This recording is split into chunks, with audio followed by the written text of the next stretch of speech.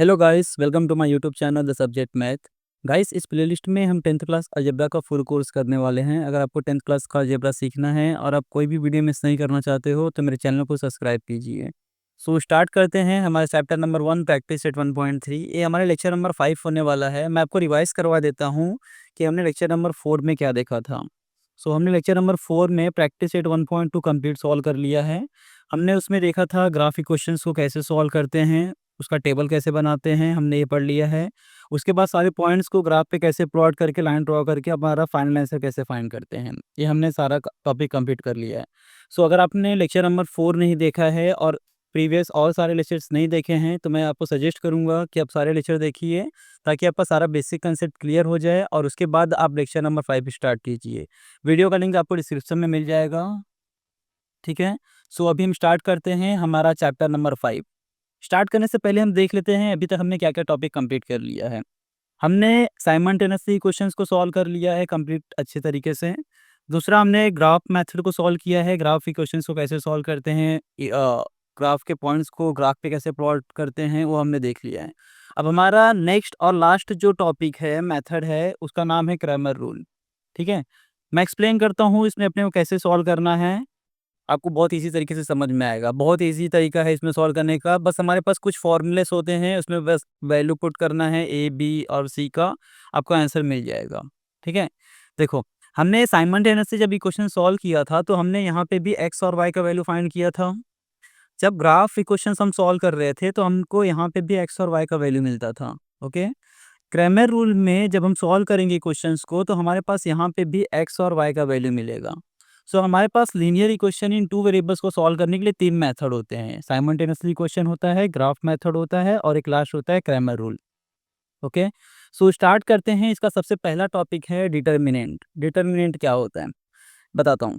देखो, इसको कुछ ऐसे लिखते हैं, डिटर्मिनेंट को हम लोग डी से लिख लेते हैं, कैपिटल डी, इक्वल टू, यहाँ पे नंबर होगा, मैं अभी के लिए ए, बी, सी और डी रखता हूँ। ठीक है।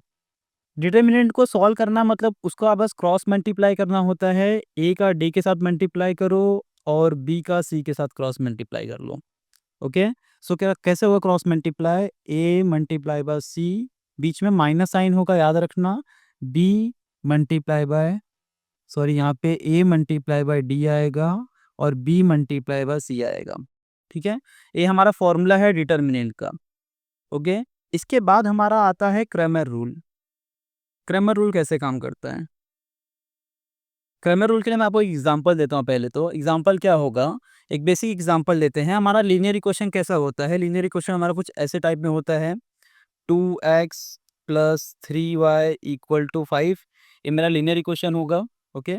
सो हम क्या करते हैं, मैं इस नंबर को a1 एज्यूम कर लेता हूँ और x को x रहने देते हैं, प्लस जो b, जो मेरा थर्ड है 3 है, वहाँ पे हम लोग b1 इसको एज्यूम कर लेते हैं और y को सेम रहने दो।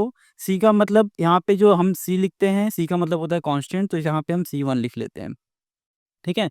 ये मेरा इक्वेशन 1 के लिए रहेगा। सेम इक्वेशन 2 के लिए अगर मैं बात करूँ, 3x plus 5y equal to 7, ये मेरा सेकेंड इक्वेशन है।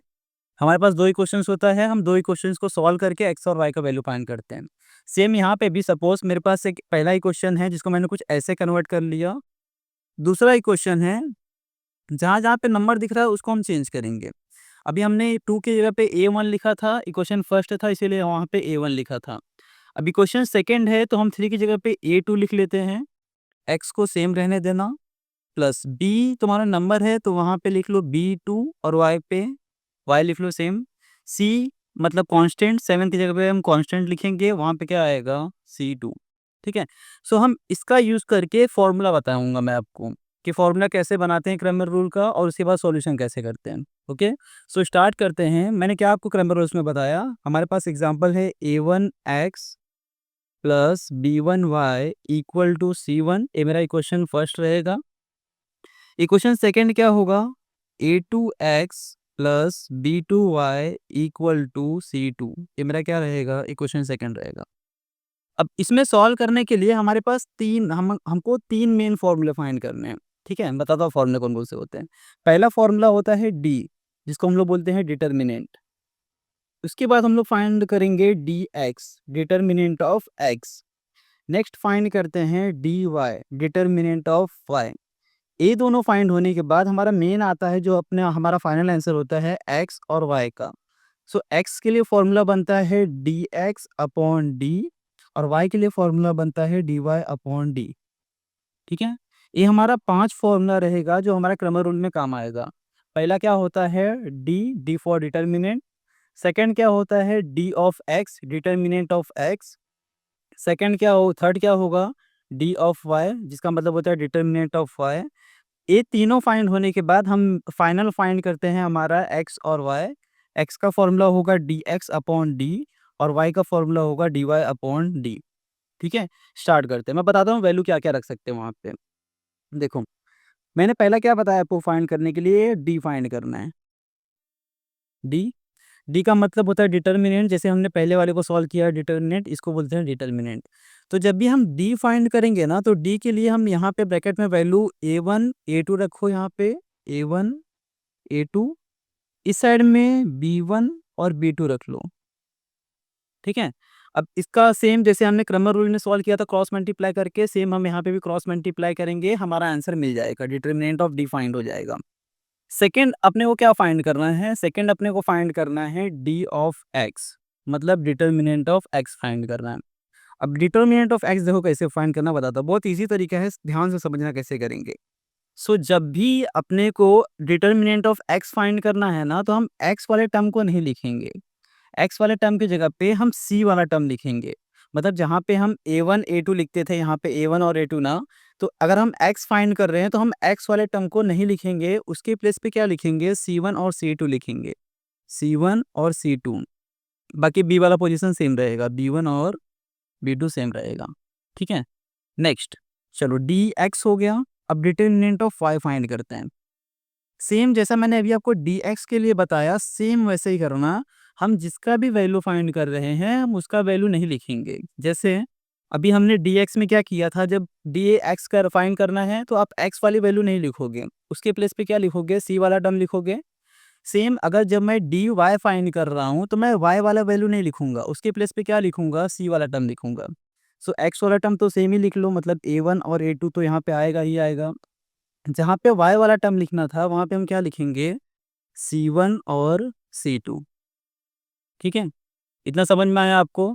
चलो, ये 3 फॉर्मूला मेन है हमारा क्रैमर रूल का। उसके बाद हमारा फाइनल आंसर के लिए हम लिखते हैं, हमारा फाइनल आंसर कैसे फाइंड होता है। हम क्या फाइंड करेंगे, पहले x फाइंड करेंगे। सो हमारा x के लिए फॉर्मूला होगा डी एक्स अपॉन डी। जो भी डी एक्स का वैल्यू आएगा कैलकुलेशन करने के बाद क्रॉस मल्टीप्लाई करेंगे, फिर माइनस करेंगे। जो भी आंसर मिलेगा यहाँ पे रखो डी एक्स पे, डी का जो भी यहाँ पे वैल्यू आएगा क्रॉस मल्टीप्लाई करने के बाद यहाँ पे रख लो डी का।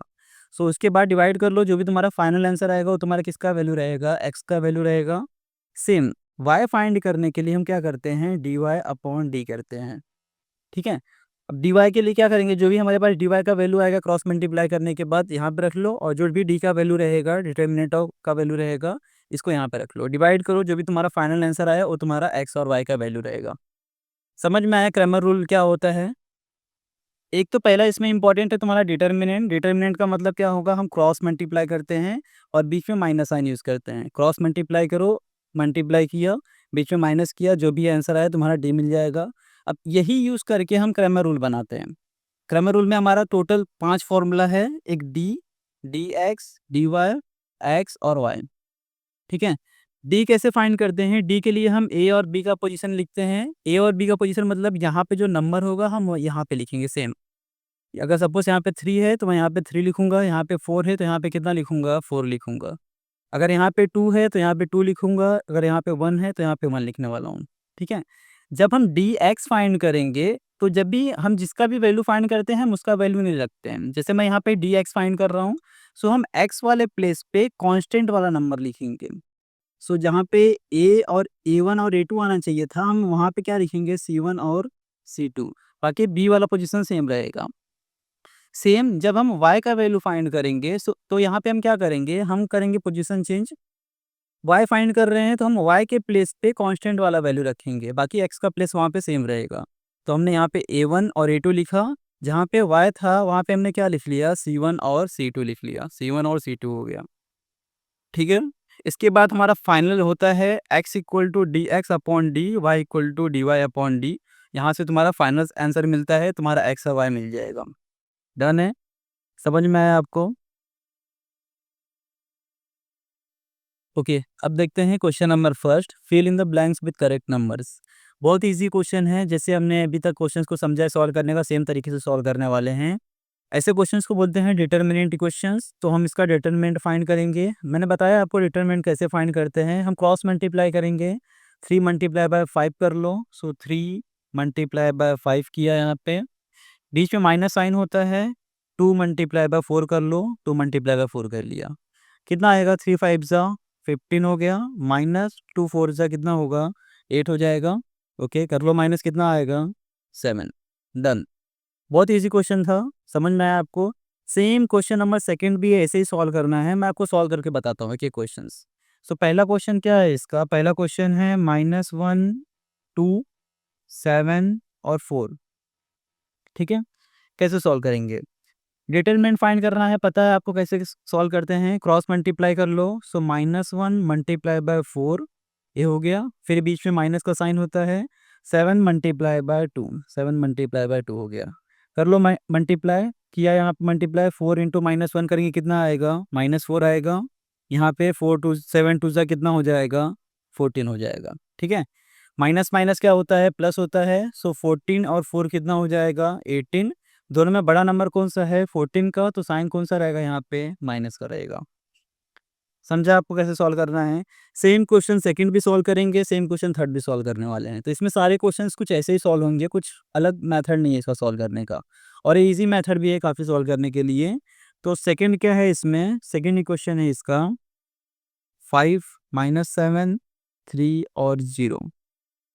ओके, कर लो क्रॉस मल्टीप्लाई। इसमें भी 5 का मल्टीप्लाई 0 के साथ करेंगे, तो 5 मल्टीप्लाई बाय 0 होगा, बीच में माइनस का साइन होता है। 3 मल्टीप्लाई बाय -7, यहाँ पे -7 हो गया। 5 मल्टीप्लाई बाय 0 किया तो 0 आएगा, माइनस माइनस क्या होगा? प्लस हो जाएगा। और 3 मल्टीप्लाई बाय 7 किया तो कितना आएगा? 21। दोनों को ऐड कर लो, कितना हो जाएगा? 21 आएगा। डन। इजी क्वेश्चन है काफ़ी, आपको समझ में आ रहा है, मुझे पता है काफ़ी इजी क्वेश्चन है, इसमें कुछ ज़्यादा अलग मेथड नहीं है, बस आपको क्रॉस मल्टीप्लाई करना है और आपका फाइनल आंसर मिल जाएगा। एक लास्ट क्वेश्चन देख लो, question number third. Question number third क्या दिया हुआ है? क्वेश्चन नंबर थर्ड है हमारे पास 7/3, 3/2, 5/3 और यहाँ पे 1/2। ओके, यहाँ पे थोड़ा सा डिनोमिनेटर वाला टर्म दिया है। हम इसमें सॉल्व करने का तरीका सेम ही है, जैसे हमने पहले क्वेश्चन सॉल्व किया था, हम सेम इसको भी सॉल्व करेंगे। क्रॉस मल्टीप्लाई करो इसका और इसका, तो यहाँ पे आएगा 7/3 मल्टीप्लाई बाय 1/2 माइनस 5/3 का मल्टीप्लाई हम करेंगे 3/2 के साथ।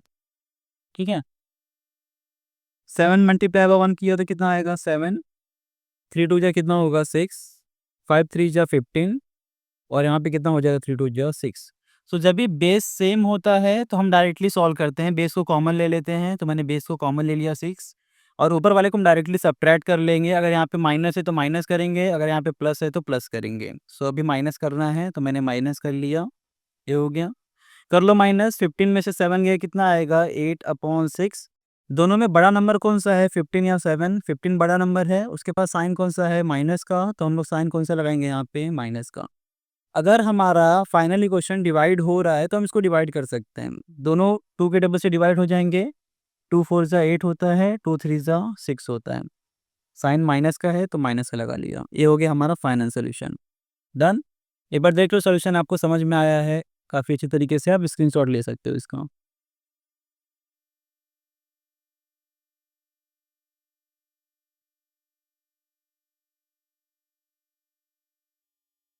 नेक्स्ट क्वेश्चन देखते हैं, question number 3। Solve the following simultaneously question using Cramer rule. ठीक है, इजी मेथड है, हमने समझा है क्रैमर रूल्स को कैसे सॉल्व करना है, अपने को फॉर्मूला भी पता है कैसे सॉल्व करना है। स्टार्ट करते हैं। पहला इक्वेशन क्या है हमारे पास? 3x minus 4y equal to 10, ये मेरा फर्स्ट इक्वेशन है। सेकेंड इक्वेशन क्या है मेरा? 4x plus 3y equal to 5। ठीक है, अब अगर इसमें मैं आपको बता दूं, अगर आपको फॉर्मूले के हिसाब से करना तो आप फॉर्मूले के हिसाब से कर सकते हैं, नहीं तो आप डायरेक्टली भी सॉल्व कर सकते हैं। मैं पहला क्वेश्चन फॉर्मूले के हिसाब से बताता हूँ। सो अगर इसकी बात करूँ तो हमने इसी क्वेश्चन को जब समझा था तो कुछ इस तरीके से लिखा था a1x plus b1y equal to c1, कुछ ऐसा लिखा था। और जो सेकेंड इक्वेशन था हमें कुछ इसको ऐसा लिखा था a2x plus b2y equal to c2। ठीक है। सो ए बी और सी का मतलब क्या होता है, जो यहाँ पे नंबर्स हैं, ठीक है, हम वही लिखते हैं। ए वन का मतलब हो गया 3, b1 का मतलब हो गया 4 और सी का मतलब हो गया 10। सेम b1 b2 का मतलब होगा 4, b2 का सॉरी a2 का मतलब होगा 4, b2 का मतलब होगा 3 और c2 का मतलब होगा 5। सो यहाँ पे अब चाहिए तो यहाँ पे वैल्यू बता दो। यहाँ पे हमारे पास a1 कितना है, a1 हमारा 3 है, b1 कितना है हमारे पास, साइन के साथ लिखना 4 है, और c1 कितना है हमारे पास 10 है। ओके। सेम इक्वेशन सेकंड के लिए भी हमारे पास क्या है, हमारे पास a2 कितना है 4 है, b2 कितना है 3 है, और c2 कितना है 5 है। डन। ये हो गया हमारा वैल्यू हो गया जिसको हम पुट करने वाले हैं हमारे फॉर्मूले में। सो हमारा सबसे पहला फॉर्मूला होता है डी का, डिटर्मिनेंट जिसको बोलते हैं। ठीक है। डिटर्मिनेंट इसका फॉर्मूला क्या होता है, इसका फॉर्मूला होता है a1 a2 b1 और b2। ये हमारा मेन फॉर्मूला होता है। आपके पास सारी वैल्यू यहाँ पे है, सारे वैल्यू को बस यहाँ पे लेके आओ, यहाँ पे रख लो, आपको सोल्यूशन मिलता रहेगा। सो a1 का वैल्यू कितना है, a1 का वैल्यू है 3, a2 का वैल्यू कितना है 4, b1 कितना है यहाँ पे -4, b2 कितना है 3। ठीक है। कर लेते हैं इसका क्रॉस मल्टीप्लाई, देखते हैं क्या होता है। 3 मल्टीप्लाई बाय 3 करूंगा, 3 मल्टीप्लाई बाय 3, माइनस का साइन होता है बीच में। ओके। -4 मल्टीप्लाई बाय -4, तो -4 मल्टीप्लाई बाय 4। ओके। चलो 3 3 से कितना हो जाएगा 9 हो गया, माइनस माइनस क्या होगा प्लस, 4 4 से कितना हो गया 16 हो गया। दोनों को ऐड किया कितना आएगा 25। ये हमारा वैल्यू आ गया डी का, डिटरमिनेंट अपने को फाइंड हो गया। इसके बाद हमारा जो सेकंड फॉर्मूला आता है सेम इक्वेशन में, हमारे पास आता है डी एक्स का। इसका फॉर्मूला है डी एक्स का। सो मैं आपको बताया था डी एक्स का फॉर्मूला कैसे हम लिखते हैं।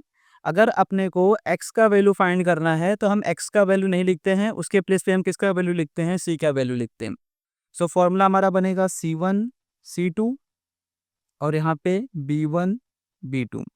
हमने ए वाले प्लेस की जगह पे क्या लिखा c1 और c2, क्यों, क्योंकि ए वाला जो प्लेस है वो x का प्लेस है। सो x के प्लेस पे हम क्या लिखने वाले हैं, जो भी नंबर रहेगा कांस्टेंट नंबर रहेगा, c1 c2 रहेगा। ठीक है। ओके। वैल्यू बताओ क्या है, c1 का वैल्यू कितना है 10, c2 का वैल्यू कितना है 5, b1 का वैल्यू कितना है हमारे पास -4 और b2 का वैल्यू कितना है 3। डन। ये हो गया हमारा वैल्यू। कर लो क्रॉस मल्टीप्लाई, यहाँ पे 10 multiply bye 3 minus -4 multiply by 5 करते हैं। 10 इंटू 3 किया 30 आएगा, माइनस माइनस प्लस हो गया, यहाँ पे कर लो मल्टीप्लाई, कितना हो जाएगा 20, दोनों को ऐड किया कितना आएगा 50। सो डी एक्स का वैल्यू कितना आ गया हमारे पास 50 आ गया। डन। नेक्स्ट फाइंड करेंगे, क्या फाइंड करने वाले हैं अब हम, D Y. D X find हो गया, डी वाई फाइंड कर लो। सो डी वाई के लिए क्या करेंगे, जिसका भी हम वैल्यू फाइंड कर रहे हैं हम उसके प्लेस पे हम सी वाला कॉन्स्टेंट नंबर रखते हैं। मैंने आपको बताया है कि जब भी हम वैल्यू पुट करते हैं, अगर हम जिसकी भी वैल्यू फाइंड कर रहे हैं, अगर डी वाई फाइंड कर रहे हैं तो हम उसके प्लेस पे एक कांस्टेंट नंबर वाला वैल्यू रखते हैं। तो सेम यहाँ पे करेंगे हम, ए और ए2 का तो वैल्यू यहाँ पे पुट करेंगे, बट एक्स वाला जो प्लेस था वहाँ पे क्या रखेंगे, सॉरी जो वाई वाला प्लेस था वहाँ पे हम क्या रखने वाले हैं, c1 और c2 रखेंगे। ठीक है। चलो रखते हैं। a1 का वैल्यू कितना है, a1 का वैल्यू है 3, a2 का वैल्यू कितना है 4, c1 कितना है, c1 का वैल्यू है 10, c2 कितना है 5। कर लो cross multiply, 3 multiply by 5 minus 10 multiply by 4। ठीक है। करते हैं। 3 5 कितना हो जाएगा 15, माइनस 10 4 जा हो गया कितना हमारे पास 40। दोनों का ऐड कर लेते हैं, कितना आएगा ऐड करने के बाद हमारे पास, सॉरी माइनस करेंगे। यहाँ पे 40 माइनस 15 में से माइनस करूँगा कितना आएगा हमारे पास 25 आएगा। दोनों में बड़ा नंबर कौन सा है 40 का, तो साइन कौन सा यूज़ करेंगे, यहाँ पे माइनस का यूज़ करेंगे। डन। हमने डी फाइंड कर लिया, डी एक्स फाइंड कर लिया, डी वाई फाइंड कर लिया। नेक्स्ट हमारा जो फाइनल आंसर आता है अब हम उसको फाइंड करते हैं। हमारा पहला क्या होगा, x फाइंड करना है अपने को। सो x का फॉर्मूला होता है dx अपॉन d। ठीक है, dx का वैल्यू कितना है हमारे पास, dx का वैल्यू कितना है 50। सो यहाँ पे कितना रखेंगे 50। d का वैल्यू हमने कितना फाइंड किया है 25, तो यहाँ पे कितना आएगा 25। डिवाइड करेंगे 25 वन जा 25, 25 टू जा 50। x का वैल्यू मिल गया अपने को। सेम y का वैल्यू फाइंड कर लो। y का फॉर्मूला होगा dy अपॉन डी।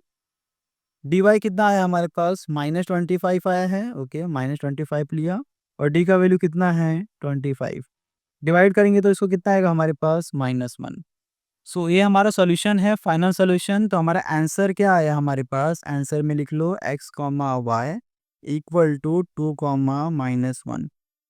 समझ में आया आपको सॉल्यूशन कैसे सॉल्व करना है क्वेश्चंस को, बहुत इजी है।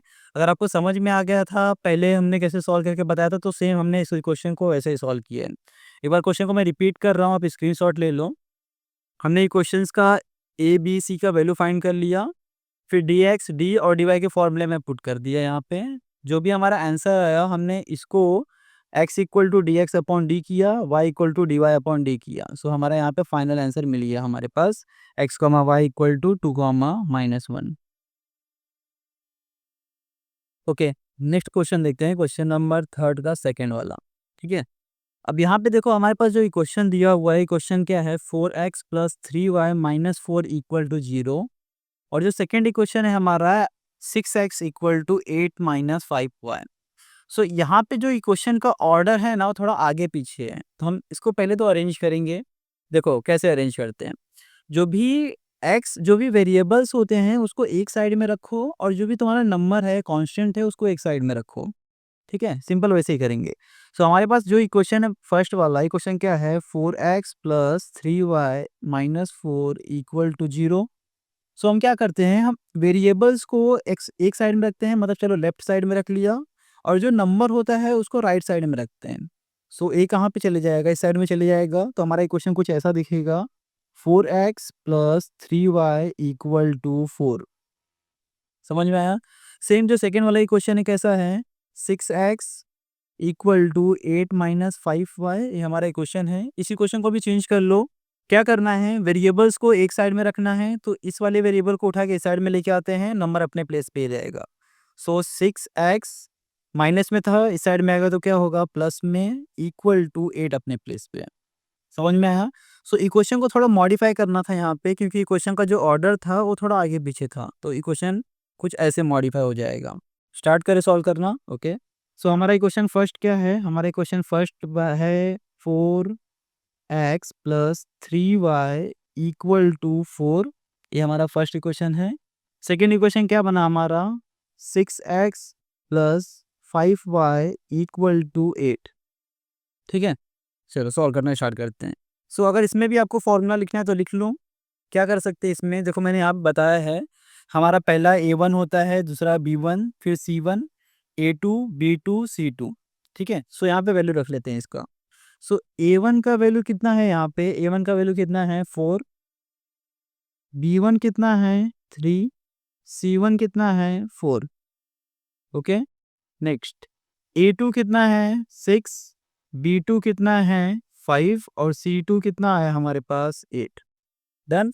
अब सॉल्यूशन स्टार्ट करो। हमारा पहला काम क्या होता है इसी क्वेश्चन में सॉल्व करने के लिए, हमारा सबसे पहला काम होता है हम डिटर्मिनेंट फाइंड करते हैं, मतलब डी फाइंड करते हैं।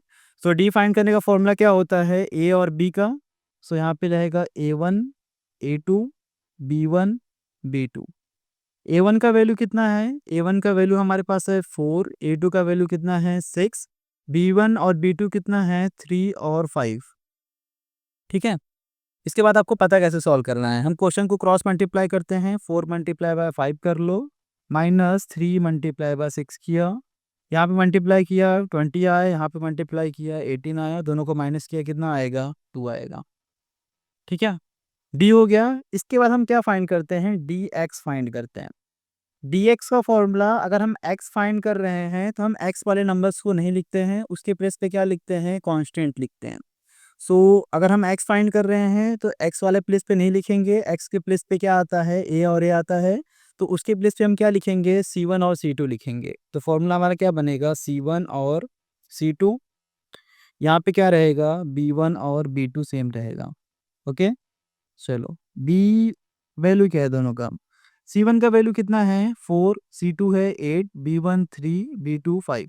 कर लो cross multiply same, 5 4 into 5 minus 3 into 8 किया, मल्टीप्लाई करूँगा तो कितना आएगा 20, यहाँ पे मल्टीप्लाई किया तो 8 3 जा 24, माइनस करेंगे कितना आएगा 4, दोनों में बड़ा नंबर कौन सा है 24, इसके पास साइन माइनस का है तो -4 आएगा यहाँ पे।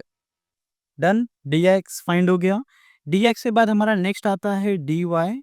ओके, dy का फॉर्मूला क्या बनेगा, अगर हम dy वाला टर्म फाइंड कर रहे हैं तो हम y वाले प्लेस पे हम c का वैल्यू रखेंगे, कांस्टेंट रखेंगे, वहाँ पे x वाला वैल्यू सेम रहेगा, तो x का प्लेस सेम है मतलब वहाँ पे a1 और a2 आएगा। y वाले प्लेस पे हम क्या लिखेंगे, c1 और c2 लिखेंगे। ओके, ठीक है, a1 का और a2 का वैल्यू कितना है 4 और 6, c1 और c2 कितना है 4 और 8। कर लो क्रॉस मल्टीप्लाई, 4 मल्टीप्लाई बाय 8 करेंगे माइनस 4 मल्टीप्लाई बाय 6 करेंगे, कितना आएगा 8 4 जा 32, कितना आएगा यहाँ पे मल्टीप्लाई करने पे 24, 6 4 जा 24। ठीक है, चलो माइनस कर लो, कितना आएगा, दोनों को माइनस करेंगे तो 8 आएगा, 32 माइनस 24 किया कितना आया 8 आ गया। हमने डी फाइंड किया, dx फाइंड किया और dy फाइंड कर लिया। डन, इसके बाद हमारा मेन और जो फाइनल सोल्यूशन होता है वो क्या होगा, x और y होता है। ठीक है, सो x का फॉर्मूला क्या होता है dx अपॉन डी, और dy का फॉर्मूला क्या, सॉरी y का फॉर्मूला क्या होता है dy upon D. dx upon D का फॉर्मूला हो गया हमारे पास, dx का वैल्यू कितना आया है हमारे पास -4 है तो -4 रख लिया। d का वैल्यू कितना आया है हमारे पास, d का वैल्यू आया है 2, सो 2 यहाँ पे रख लिए। कर लो माइनस कितना आएगा, सॉरी डिवाइड कर लो, 2 1 जा 2, 2 2 जा 4, -4 आ गया यहाँ पे। सेम dy के लिए भी करेंगे, dy का वैल्यू कितना है 8 और d का वैल्यू कितना है 2, डिवाइड करो इसको, कितना आएगा हमारे पास 4। हो गया सोल्यूशन, तो फाइनल अपना सोल्यूशन लिख लेना है यहाँ पे आंसर में x, y is equal to -2, 4 is the solution. ये हमारा क्या है, सोल्यूशन है। समझ में आया आपको कैसे सॉल्व करना है क्वेश्चंस को, एक बार स्क्रीनशॉट ले लो, मैं आपको रिपीट कर रहा हूँ क्वेश्चन का। स्टार्ट हुआ यहाँ से क्वेश्चन, हमने क्वेश्चन को थोड़ा अरेंज किया अपने इसके ऑर्डर फॉर्म में, उसके बाद हमने क्वेश्चन का वैल्यू फाइंड किया ए बी सी करके, देन हमने डी फाइंड किया, डी एक्स फाइंड किया, डी वाई फाइंड किया, और फाइनल हमने फाइंड किया हमारा एक्स और वाई, जहाँ पे हमारा फाइनल आंसर मिल गया हमारे पास -2, 4 का।